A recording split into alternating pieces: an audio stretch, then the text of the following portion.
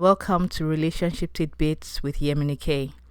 Today we are discussing a very important topic, which is sexual intimacy in marriage and things that actually destroy this intimacy amongst couples.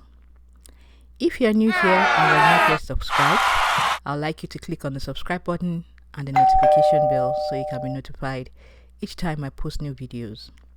Relationship Tidbits is all about you, your relationship with your spouse, with the people around you and those you love. You can also check out my website at relationshiptidbits.com. So, sexual intimacy in marriage is a very important topic which can either make or break a marriage. It's an act that's meant to be enjoyable, but when it becomes something no one in the marriage looks forward to, that's where the problem begins. Sex shouldn't be an obligation or something that should be done for just the sake of being done. It should be your heaven on earth. So, what are the things that can destroy sexual intimacy in your marriage, whether done consciously or inadvertently? Number 1, the rigidity. Expecting sex to be regimented. Having the mentality of we have sex this day of the week and no more, or scheduling a dated calendar for times of sexual intimacy in your marriage will only take out the fun it's meant to bring. You could choose to pick out days as a base, but don't be rigid with it. When there's an open window for you both to get down with it, don't turn it down because of a calendar you drew up. Not that you give no room for other equally important things in your marriage, but be willing and open to opportunities that arise in your home for moments of sexual intimacy whenever it comes calling. The second point we'll be talking about is checking off the list. This could actually lead to boring sex or make it a chore. Checking off the list as you go along could make you focus on quantity and not the quality of your sex life. The truth is, having sex and mutually enjoying it depends on a number of factors. You could be tired after a long day, or it could be that you're just not in the mood. If you choose to have sex on those days, however, simply because you want to check off that list, you are closing the door to better sex at a better time when you're in the mood or when you're later up to it. The third point we'll be talking about is waiting on your partner to initiate sex. What happened to spontaneous sex? As a couple, sex shouldn't be limited to only night times, afternoon, midnight, or early mornings before you leave for work. Quickies could as well work at any time of the day if the atmosphere is right and tight. Don't push your spouse away simply because it's not midnight and your partner wants sex during the day. You should always wait on your spouse to shouldn't wait on your spouse to give you the give it to me baby sign either. You don't have to be shy about it. This is your spouse. You should have free access and reign. But of course, don't be too overbearing with it that your spouse begins to see sex as a burden or is no longer ever interested in having sex with you. Our fourth point is disregarding the mood of your spouse. Not paying attention to the mood of your spouse when it comes to intimacy in your marriage could be a huge problem.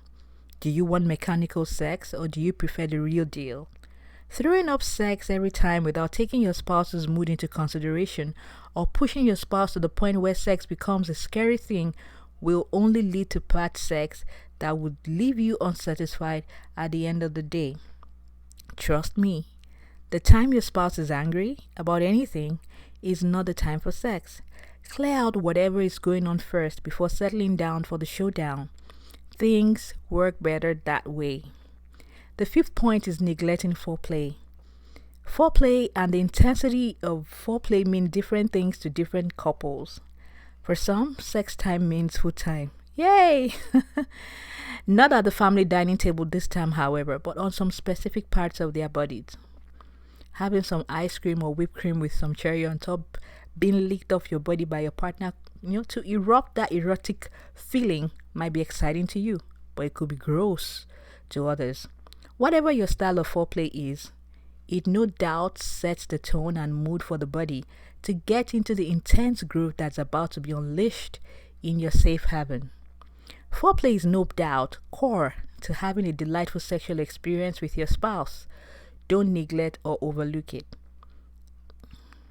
Our sixth point is lack of communication. Lack of communication or non-guidance of your spouse to your most erotic spots could make things between the sheets a long thing. If your spouse hasn't been able to discover your most exciting spots and you happen to know them, don't keep your spouse in the guessing game or make him go on a scavenger hunt. Lovingly tell him where they are and how exactly you want it done. Nothing wrong with that. This would go a long way in easing the tension or nervousness that may be lingering about whether or not he's taking you to cloud nine. Our seventh point is neglecting personal hygiene. Personal hygiene and taking care of your coochie is very important. Who needs to be told, right? You definitely don't want some foul or awful smell oozing out of your VJ on a cold and romantic night. A good shower before the bedroom show could help things down there feel all clean and fresh, ready for whatever direction your sexual escapades with your spouse take you both. A nice fragrance endures, but you know what? Turns off just as fast. Don't be shabby or scruffy. Smell good, be alluring.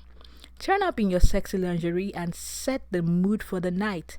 And no matter what happens, ensure you're always ready for whenever action calls. Just like the Boy Scout motto says, be prepared. You also should be. Our 8th point, always saying no. Yes, there are times you can say no and not feel guilty about it, depending on who, what, and the surrounding circumstances involved. However, when it comes to sexual intimacy in your marriage, incessantly saying no is not a good sign. It is also not good for both emotional and physical bonding between you and your spouse.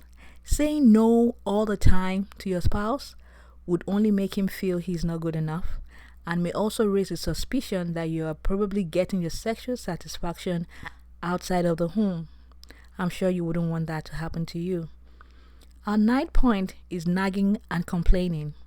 If you're always nagging and complaining about your spouse, and how he's not good enough in bed, and you also probably go ahead to tell your friends the same thing so they can, give him a rating and tell you what you want to hear, even if he doesn't know about it. Your bond with your husband can only stick as much as water sticks to the roof of a house. Nagging and complaining erodes love and saps out sexual energy pretty quickly. Instead, help your spouse in ways you know you can to make your sex life what you expect it to be. And our 10th point, and our final point for the day, is emotional disconnect. When spouses are emotionally disconnected in marriage, physical connection will be little or totally non-existent. Building a cordial and loving relationship with your spouse is important to get the full benefits of sexual intimacy in marriage. Disconnect from distractions to reconnect with your spouse sexually and emotionally, and your home is well on its way to being a well-watered garden. The takeaway from today's topic is sexual intimacy in marriage is one of the core pillars that sustains a happy home. Strive to make this sacred part of your marriage what it's designed to be and enjoy the benefits of having a happy sex life in your marriage. Today I'll be leaving you with a food for thought.